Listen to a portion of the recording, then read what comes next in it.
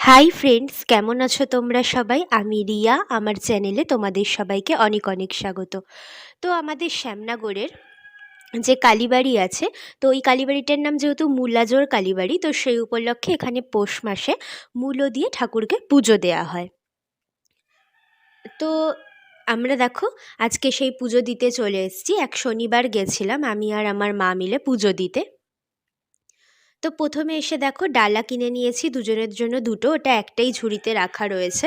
তো সেই জন্য কিন্তু সরা আলাদা করে দুটোই নেওয়া হয়েছিল, আর মূলও দুটো দিয়েছে। তো দেখো লাইন আস্তে আস্তে এগোচ্ছে, আর দেখো এখানে অনেক বড় মেলা বসে।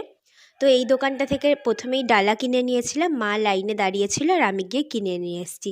আর এখানে দেখো অনেকেই ডিস্কো চড়ছিল, তো সেটা তোমাদের সাথে একটু জুম করে দেখানোর চেষ্টা করলাম। এছাড়া বিভিন্ন ধরনের দোলনা রয়েছে, নাগরদোলনা, ড্রাগন, তারপরে বাচ্চাদের বিভিন্ন রকম ছোট ছোট দোলনা, এই সমস্ত, তারপরে এরোপ্লেন, তো সমস্ত কিছুই রয়েছে। তো তারপরে আমাদের এই কালীবাড়িটা তোমাদেরকে একটু দেখাই। এখানে খুব সুন্দর রাধাকৃষ্ণর মন্দির আছে।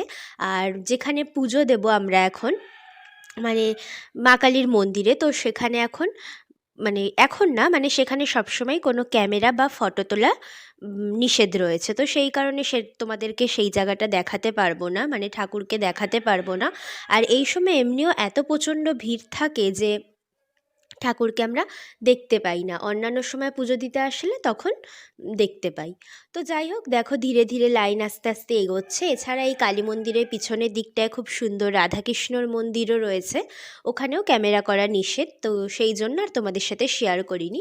আর পাশে যেই শিব ঠাকুরগুলো রয়েছে, তো দুপাশে দুকোণের দুটো শিব ঠাকুর হলো অনেক বড়, মানে লম্বায় অনেকটা বড়, চওড়াতেও।